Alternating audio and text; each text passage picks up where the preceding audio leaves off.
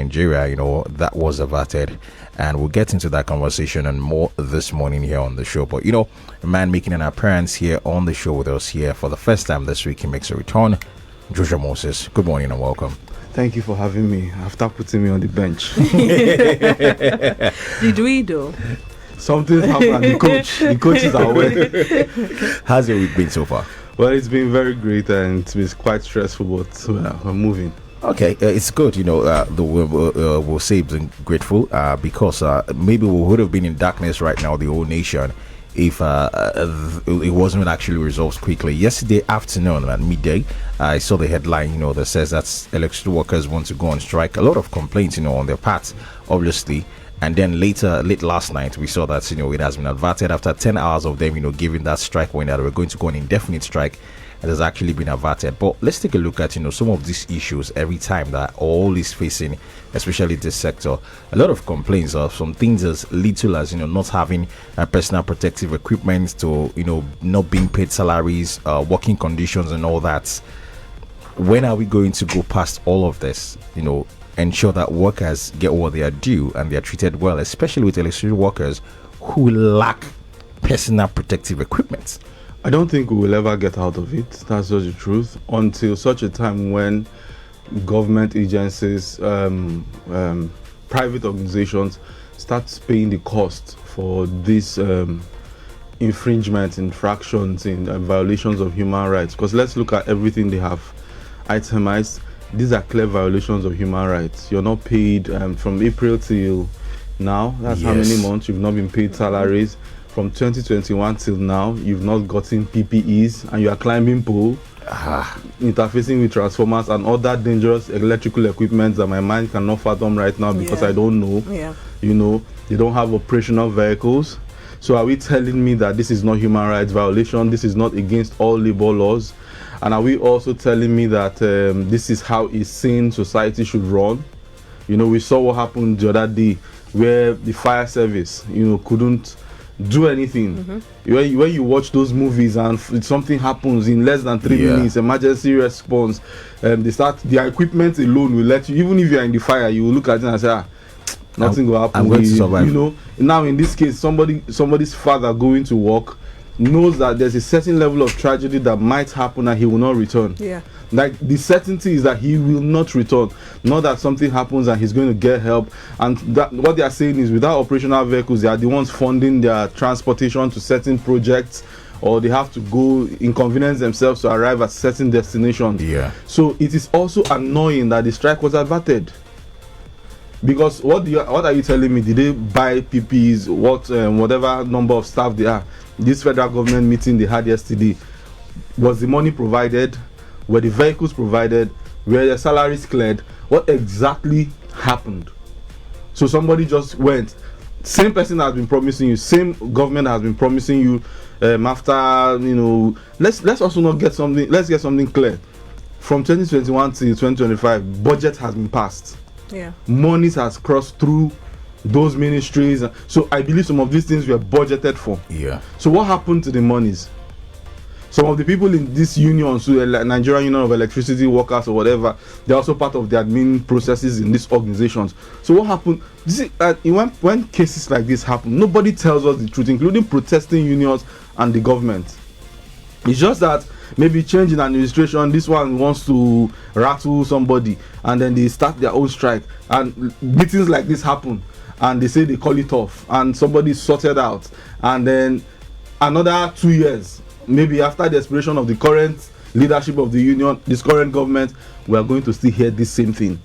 Yet monies will be budgeted for, monies will be approved, monies will be sent, and none of these things will be done. Let's also talk about the maintenance culture in our public institutions. Go around all the public facilities, electrical, sports. Nothing is done to maintain them properly. You go there and something is shiny this week, 2 months down the line, it is bad. There is no accountability, because it is not like maybe sometimes they've not gotten operational vehicles. How are they maintained? Because the government also cannot keep buying operational vehicles every year. They can't keep buying PPEs every year. Sometimes I went to a dentist, a public hospital one time for a dental procedure some years back, and the equipment that the government bought, because the people there confirmed to me that the government bought it, the person, the dental surgeon in charge of that thing, took it home. What? It took me 3 days and shouting that I'm a journalist. In fact, I will start talking this story before they repaired my teeth. They brought it back to repair my teeth. Can you imagine? It's crazy, but talking about why exactly this strike was averted and called off now. The what he heard for the key outcome from the meeting is that there's a committee report that will be reviewed on October 6 and 7 with a clear implementation plan for this and financial implications for all of this. We just hope that all of these things are implemented. And when we hear things like this, we talk about labor laws in this country. People always fighting for their rights in workplaces. Very, very little things. And I think it exposes us to these conversations as a whole. We need to do better with how labor laws are implemented, labor workplaces. We can't do better because, like your statement said, we hope. People should start suing governments and let government start paying millions of naira in damages. Let the police start paying millions of naira. See, do you know how many people that have been electrocuted? Because of faulty, I heard recently during this flooding in Lekki, some estates were warning their people not to come out because naked wires were in the water. It's only in Nigeria that it will rain, they will take the lights. I was passing through Ikeja yesterday.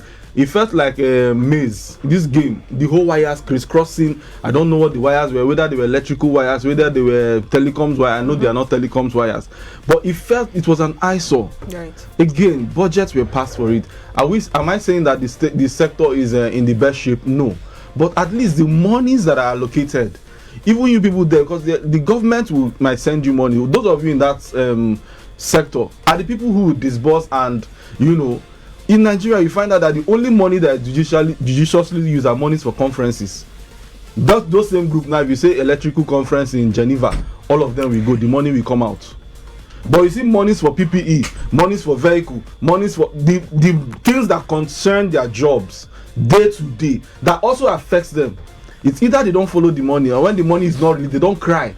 Because, for instance, now 2025 budget has been passed. In fact, I think we are running 2 or 3 budgets. Yeah. They've not come out now to say they've not released monies we approved for this. They will wait until after how many days or years, and then when there is no political settlement. Because what I'm battling with now is all these things of political settlement. If you people want to go on strike, go on strike. Let them give you everything you want, so you don't have an excuse tomorrow. Let us all stay in darkness. So you don't. By the time the federal government and yourself and Nigerians see that, okay, these people are serious, everybody will clamor. But what is happening with ASU? They go on strike, government calls meeting, they postpone the strike. 2 weeks later, we're in the same music. It's called negotiation.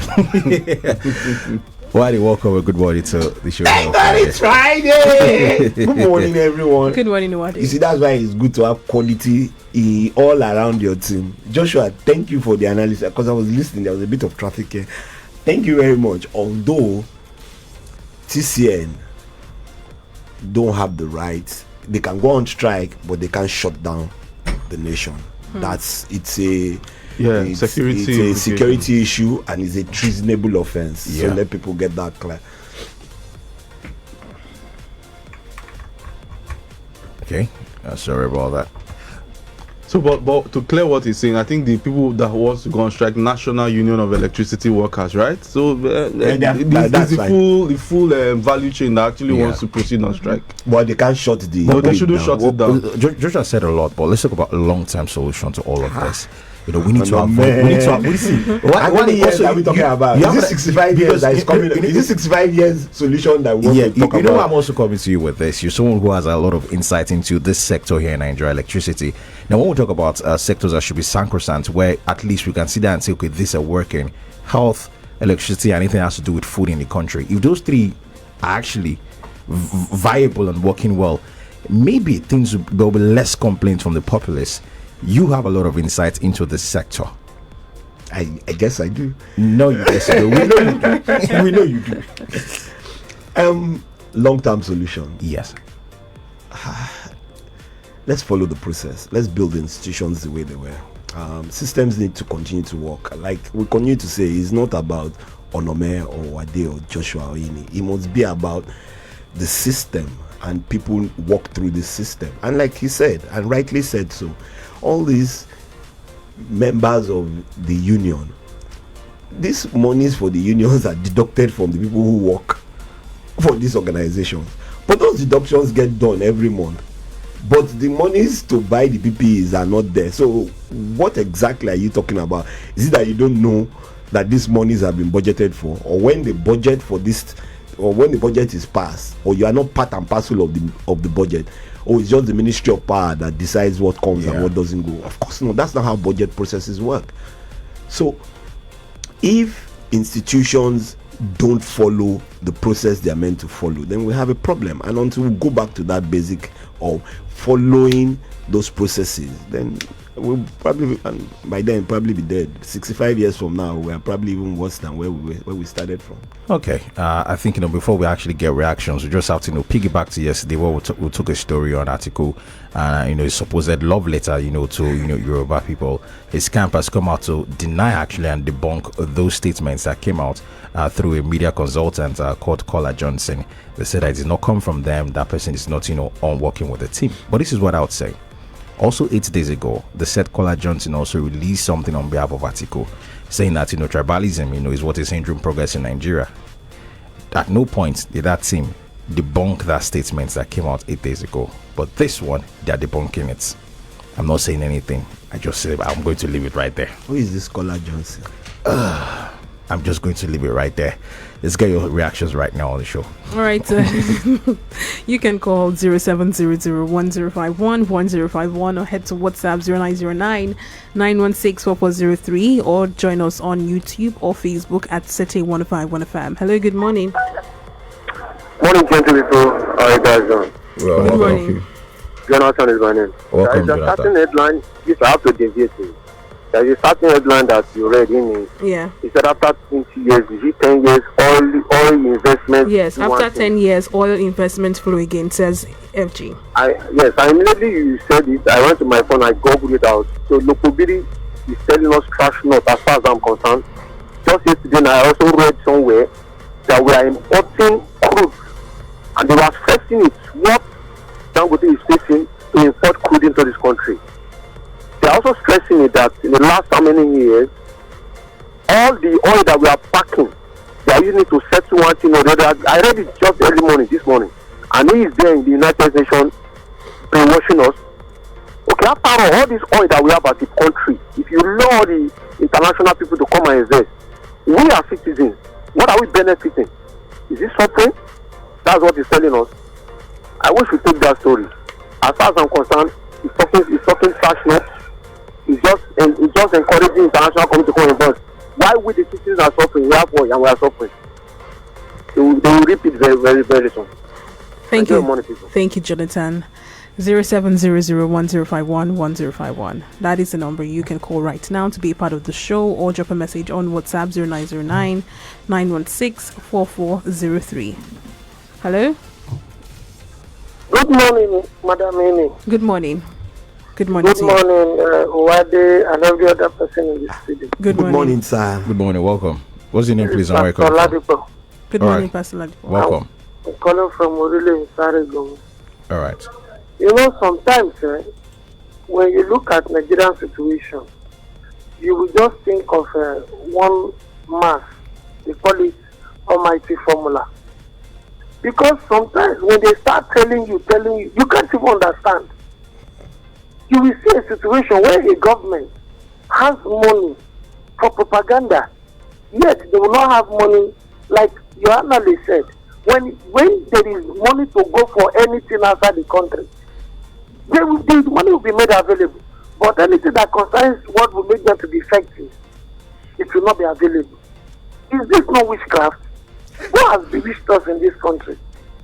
To the extent where we have government now, who boldly, both recruited people, who are just pushing false narratives. It is well with this nation. Thank you and God bless Nigeria. Thank you. Thank you for that comment. Join us on WhatsApp too, or you can call us right now. Hello, good morning. Good morning, CTFM. Good morning to you. My name is Ambrose. We thank God for another day. Amen. You're welcome. You see, I want to align with the last caller. You see, this country, we use money to sponsor talks. We will use money for propaganda. We will use money to go to the judiciary.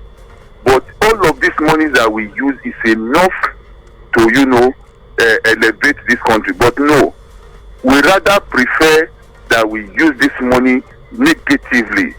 And the most annoying part is these same people that we go to the same market, we buy goods, we suffer together. They are the ones that will be different.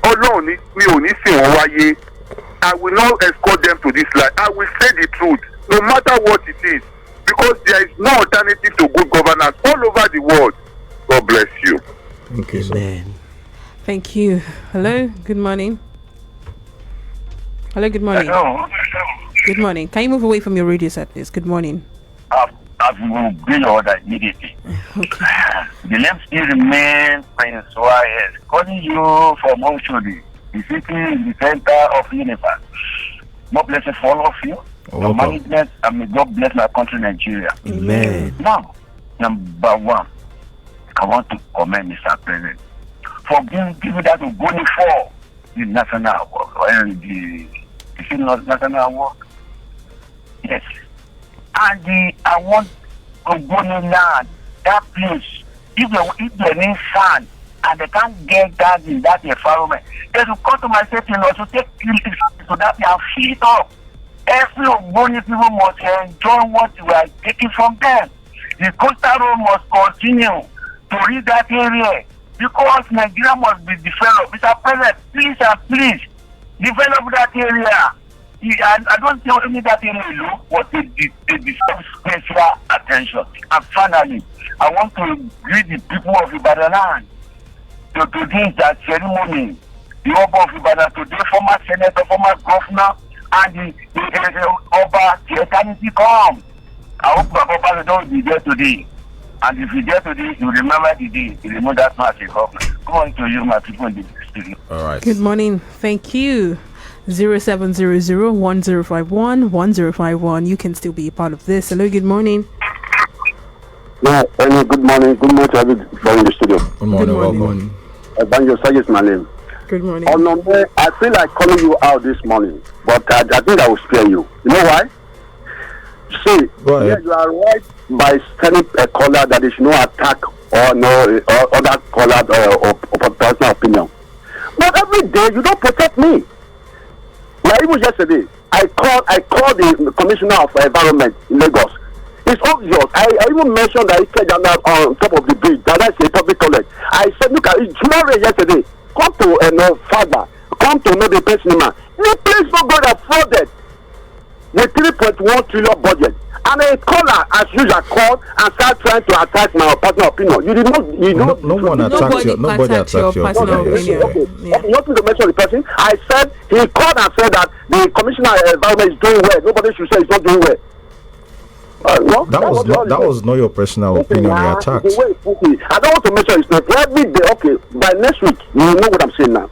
I just want you to protect. Nobody have right to attack my personal. That's my opinion as a citizen. I have right to say that this government is not. The Lagos State doesn't have oil. Evangelist Osage, some people's property. We appreciate your thoughts and contributions. Thank you very much. Protect me. Thank you very much for your comments.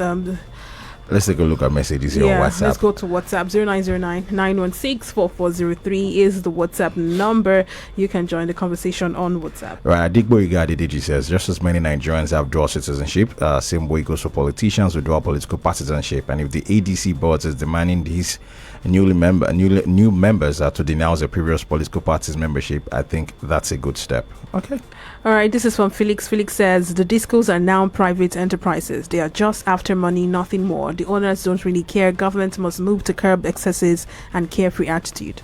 Government owns 40% of all the discos. Please, let's remember it's not that.